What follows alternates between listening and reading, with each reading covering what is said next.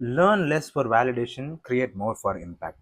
இது ஒன்று தாங்க ஸ்ட்ராங்கான ரூல் ஃபார் கிரியேஷன். டிசிப்ளினே இல்லாத வாழ்க்கையில் டிசிப்ளின் எப்படி எடுத்துகிட்டு வரும்னு பார்க்கறதுல இது இன்னொரு நாள். காலையில் எழுந்திரிச்சதும் என்னோட ரெகுலர் டியூஸ் முடிச்சேன், வெயிட் செக் பண்ணேன், அண்ட் தென் தண்ணி குடிக்க வந்துட்டேன். இது ஒரு டிபிக்கல் ஒர்க் டே. ஒர்க் பண்ணிட்டு எல்லாமே சைட் பை சைடு தான் பண்ணுவேன். என்னோட ப்ரீ ஒர்க் அவுட் மீலான பிரேக்ஃபாஸ்ட்க்கு எக்ஸும் இட்லியும் ப்ரிப்பேர் பண்ணிட்டு சாப்பிட்டு ஒரு 1 ஹவருக்கு அப்புறம் ஜிம் போகலான்னு பிளான் பண்ணேன்.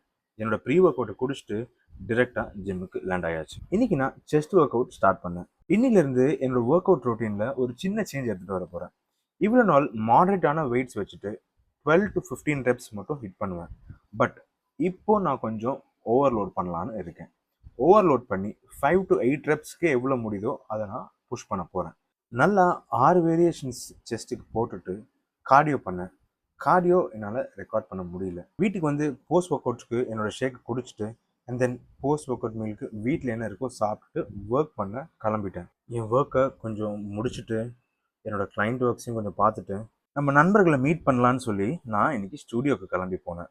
சம்டைம்ஸ் தெரப்பியை விட நல்ல ஃப்ரெண்ட்ஸோட கான்வர்சேஷன் தாங்க மன நிம்மதியை கொடுக்கும். அப்படி பேசிக்கிட்டே என்னோட எடிட்டிங் ஒர்க்ஸையும் நான் முடிச்சிட்டேன். வீட்டுக்கு வந்துட்டு என்னோட டின்னருக்கு சப்பாத்தி அனுப்பிச்சுன்னா சாப்பிட்டு என்னோட டேயை முடிச்சுக்கிட்டேன். நாளை பார்ப்போம்.